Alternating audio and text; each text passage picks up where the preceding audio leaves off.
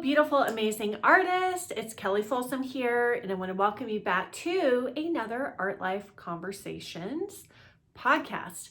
Super excited to be here with all of you today and be talking about this very important topic as we're entering 2023. This is prime time to talk about how to actually achieve your art goals this year. All right, so I am a goal setting nerd, okay? I am a goal setting, time management ninja and nerd, okay? I love these topics and I love doing this and I love staying on top of this process, and I think it's something that we are always trying to stay on top of, right? Whenever we are setting goals and really pushing ourselves and working to achieve those goals, it does take staying on top of it. It does take consistent learning and tweaking and refinement through the years to just continue to get better and better every day on this journey of like setting goals and really transforming ourselves and really having a growth mindset and growing into those goals. So I want to help you today because a lot of times at the beginning of the year, for a lot of us, people will set goals. And I know I used to be this way too, and I can still be this way if I don't do the things I'm going to share with you here today. And that is like setting goals in the beginning of the year and then just totally dropping off, right? Or totally dropping the ball, or at some point down the road going, this is too hard, it's too difficult, or everything is fine just the way that it is. Hello, anybody been there? I don't really need to do this. Maybe I didn't really want this after all, and begin to kind of settling back in, right? Settling back into that comfort zone, to the things that we know and understand, which really just encourages like us living our life on repeat, right? So if we do that, then this year will most likely look at the results we get this year, I should say, will most likely look like a lot of the results we got last year and the year prior and the year prior and the year prior. So essentially it's like Groundhog Day at that point, right? Whenever we choose to settle into that comfort zone and we talk ourselves out of the things that we desired, the things that we wanted to go for. So first thing I want to say that I've learned about goal setting is that it's not really about hitting the goal, because anybody who has hit those goals will probably tell you like it really doesn't feel as good as you thought it would when you actually hit that goal. So why even bother to begin with? So it's not really about hitting the goal itself. It's not really about, whatever that may be, whatever your goals may be for you. It's not really about making that amount of money in your art business. It's not really about getting that award. What it's really about is the growth mindset, and it's really about you challenging yourself, overcoming those challenges, right? And stepping into a higher version of yourself and myself. That's really what it's all about. The external result from the goal is really not that important. It is that journey towards that goal. It is that becoming. Who are we becoming on the way to that goal? Okay. So I think that's just kind of like a perspective shift that has been really important for me to make for myself, because I used to get so like focused on that exact goal happening that then I would get so frustrated at myself for not being able to make it happen. Because here's the thing with things with goals, right? It's like we're not entirely in control of them actually happening. Whenever you set like a number to a goal, like this year I want to paint, 50 paintings, right? We're in control of that to a certain degree, but not entirely. When other forces are involved, like maybe you have a revenue goal, right? We're in control of actions that we can take to try to make that revenue goal happen, but we don't know. We don't know if we're going to be able to hit that, $100,000 or not, even though that may be our goal. We can devise a plan. We can develop better habits. We can make strategic shifts to make that happen, right? but we still are not totally in control. So I think that's not the three things that I'm going to share with you today, but I think it's important to first like take in that perspective shift around goal setting, because sometimes so many people have just written off goal setting, like that doesn't work for me, goal setting doesn't work, so I'm just not going to bother trying to set goals anymore, right? Because they have not followed through on their goals, or they have had like an unbalanced relationship with goal setting, or an unbalanced view of goals themselves. So I think goals are incredibly helpful when we have sort of a healthy perspective of them. Okay. All right. So three ways that you can actually achieve your art goals this year. Number one is, it's plain and simple, choosing your goals, getting clarity first, getting clarity on what you desire this year. What do you desire to have happen this year? And what art goals do you want to achieve? And really choosing them and picking them, right? So, and being specific about it. So that's where attaching a number to something and not being vague, not just being open-ended, right? Attaching a number to it makes it very concrete. I'm sure you've all heard of SMART goals, where it's specific, it's something that's measurable. It's not like some abstract concept or vague idea of something like, oh, like an art goal. You don't want to set an art goal. It's like, I want to be successful as an artist this year. That is an abstract concept. It is vague. It is not specific. It's not measurable, right? So first you want to choose that. So what does that mean to you? What is it like if you were to write that down, I want to have more success in my art this year. What does that mean? Does that mean awards? Does that mean selling more paintings? Does that mean completing more paintings or developing a stronger studio habit or painting habit? Does that mean growing your email list and your collector base? What does that mean? Get specific about it. Get clarity around your vision, right? And be audacious, right? Be audacious with your goals. Some people will say, oh, don't be too audacious because, you might not be able to achieve it. It doesn't matter if you actually achieve it, right? Again, it is who you are becoming. So what are you asking of yourself? What are you asking from life? What do you believe that you can get and that you're worthy of, right? Like, go for it, freaking go for it, for crying out loud. It's like we live this one life. What do you want? Desire something, get hungry for it, right? Desire it, want it. It's okay to want it. It's okay to ask and be able to receive that, right? So first, get clarity. And I'm going to personally challenge you and myself, be freaking audacious about it. And also, think about how much fun it could be to make this happen. Think about all of the good feelings that you're going to have if you do make this happen, if you do make that audacious goal happen. Okay, so first is just getting specific, clarity. What's your vision? What do you desire? What are you choosing to go after this year? Attach a number to it. It has to have a number attached to the outcome. Okay. Step two is then you have to determine what are your core activities, right? And sometimes people can call these habits, right? So core activities are things that you have to do either on the daily or on the weekly to work towards this goal, okay? So let's say, for example, you chose, my goal this year is to build my email list to 1,000 people, let's say, right? So what would be the core actions that you would need to take on the daily or weekly basis? These are habits, right? These are routine things that you have to do in order to make that happen. So that could be daily posting to social media with the call to action to sign up for my email list, right? And a super juicy reason for them to sign up for my email list, right? So those would be core actions that would happen on the daily or on the weekly. So that would be like a new habit in your routine that needs to be developed. So there's also talk oh, goals don't work, habits work, yada, yada, yada. Okay. It's like apples and oranges to me. Come on. We need both. We need good quality habits that will make those goals attainable. But also I don't feel like habits just by themselves will cut the mustard.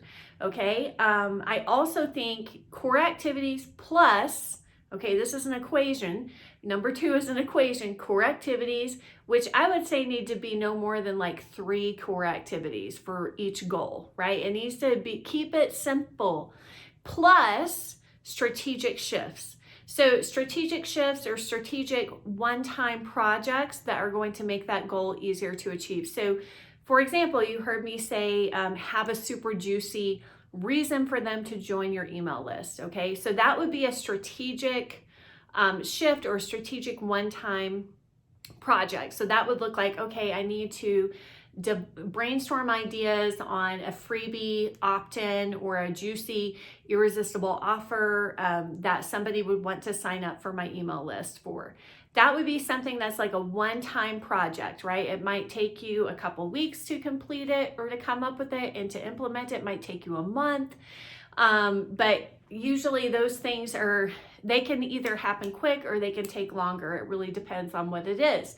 But they're not habits, right? Like you create it once, you implement it, and then you test it and see if it's juicy enough, right? So then you test it and see if it's working. And that's where number 3 comes in. So number 3 comes in on tracking your results, right? How do you know if you're on the path to achieving your art goals if you're not tracking your process and tracking your results, both tracking process, tracking results.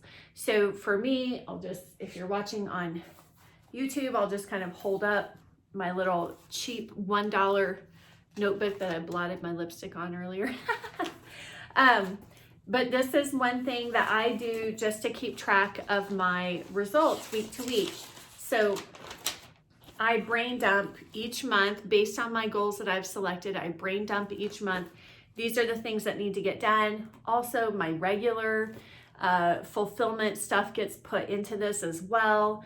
But I also put my goals and my strategies and here strategic shifts that I'm planning on making in the month of January. Okay, so accountability, really number 3 is all about accountability. And sometimes people think accountability is, oh, I've got to find an accountability partner or coach or friend, somebody that will hold me accountable. No, accountability is you being accountable for you. Yes, having an accountability group, a mastermind group that you belong to, right? A group of peers that are all going to try to help hold each other to the fire, right? Hold each other to their commitments, right? So, but it's really, that's great, okay? That's wonderful. It's incredibly supportive, but accountability is about you staying accountable on your path towards achieving these goals, right? So this is just one way that I do this, and I can't hold myself accountable if I can't keep track of what I've done, right? If I can't keep track of what I've accomplished that week, like, did I execute those core activities daily or weekly? I have to know what those are. I've got to put them on the calendar every week or every day, for example, and I have to be able to track them. And here's the thing, like, you don't have to get an A+. If you're an A+er like I used to be and still am really, but I'm working on that, right? So perfectionists, overachievers, really intelligent, smart people that are out there. Sometimes the smartest people have the toughest time achieving their goals because they don't want to have any imperfection, or they don't want to have any failures that make them feel like they're incapable or they're dumb or they're not good enough. Okay, you got to deal with that. You got to clean that up. You got to work on that. You cannot achieve difficult goals whenever you have that mindset about yourself. Okay, so settling for mediocrity, settling for average, and giving up on your goals is totally different than saying, like, this is good enough. You know, progress over perfection. 80% is good enough. I will go for 80%, 70%, shit, even 50%, right? I don't have to get 100% every day, every week, right? I'm doing the best that I can on the path towards my goals. The biggest mistake that we can make is go, I just can't do this. I'm not cut out for it. So guess what? It was better the way it used to be. Why? Again, going into that justification of like, oh, things used to be better the way that they were, so I'm just gonna give up on this. I don't really want it anyway. Baloney. You do want it. You do want it, but you're not committed to getting over your own crap, to getting over yourself to achieve it. Okay, and I say that with love because I have to give myself this pep talk so many times. Like, come on, Kelli, like, come on, you do really want this. And a lot of times the things that are most exciting to us, the flip side of that is that we're also actually scared. We're scared to do it. We're scared to work towards it. We're scared that we won't get it. We're scared that we won't fail. So that's really a lot of the mental, emotional, internal work that is really the point of why we're doing all of this. That's what's fascinating about it. Again, it's not really about the goal. It is about really facing those things in ourselves that want to talk us out of working towards the goal, right? It's really working on those things so that we can become like our most fulfilled, highest version of ourselves. I mean, that is just the massive gift and blessing and beauty in all of it. And for me, setting goals, it is really like a journey into self-love, because you have to love yourself so much on a path to this, right? You have to have so much compassion for yourself whenever you are trying to achieve audacious goals. Anyways, getting a little misty-eyed here. Talking about this, right? You have to heal yourself. You have to stop letting that inner critic and that critical voice inside of you sabotage everything that you desire and everything that you're going for and everything that you know that you're worthy of having and that you're deserving of having and desiring, right? So that is the purpose of setting a goal. It's not actually like getting the thing, okay? Because the thing is, getting the thing is never going to make us valuable and worthy or prove that we're valuable or worthy. We already are right now as we are in this moment, right? So it's really you against you, whenever, or you with you. I don't know what the right, you against you sounds negative, but it's really you and you, baby. It's you and you on this journey. Like nobody else can do it for you. So it's really about you self-actualizing, and that is the whole process. And really just supporting yourself, being accountable, being responsible, being a good steward of you, of yourself, of your own mind, of your own heart, of your own day-to-day, of your own dreams, like being a steward of those things, right? Of your talents, right? So I hope that this has been helpful, artist. Just to recap, number one, make sure you have clarity. Choose those goals specifically. Make sure there's a number attached to them. Number two is just getting clear on what are the core actions, activities, or habits, actions, okay? Not just thinking. What are the core activities and habits that you need to implement to accomplish this goal? And then what are any strategic shifts or one-time projects that need to be accomplished to make this goal more successful? And then number three, accountability, staying accountable, tracking your results, assigning a time, get those things on the calendar, assign a time, and then track your progress, track your process. And then you analyze and you go, okay, this didn't work for me. Maybe this week I can make this adjustment, or maybe I change how I'm doing this, change my process, or change the time in which I'm doing it, time of day, even things like that can make a difference so that you can improve your performance and your process week after week on the way to achieving your art goals. If this was helpful to you, if you found this valuable and supportive, please support me back in return. Follow the podcast, like the video on YouTube if you're on YouTube, subscribe. Also, check out all of the free gifts I have for you below, all of the opportunities to get mentorship, to get technical instruction if you are an oil painter and you're looking to, and maybe that's one of your goals this year is improving your oil painting. So check out all of the links that we have below for you, and feel free to pop me a message at any time to info@artlifewithkelli, KELLI.com, or just leave a comment below and I will see that, although I will see your email quicker than comments. Okay, all right, everybody. Happy creating, and until next time, bye for now.